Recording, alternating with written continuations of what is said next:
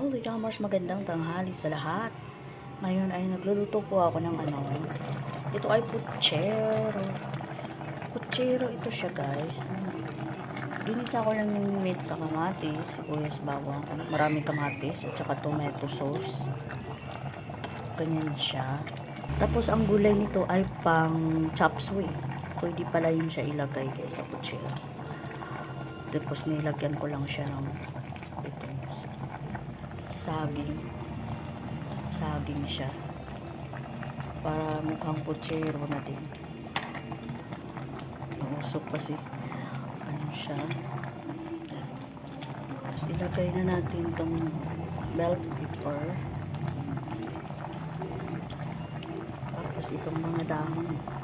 Yan po yung ating mga leaves, cabbage and Chinese cabbage. Lutuin na lang natin siya. Takpan natin.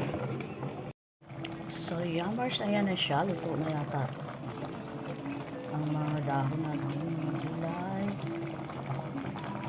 Ayan na siya lahat, guys. So, hanggang dito na lang. Maraming salamat sa mga panonood at mga support. Follow for more. See you again, guys. God bless.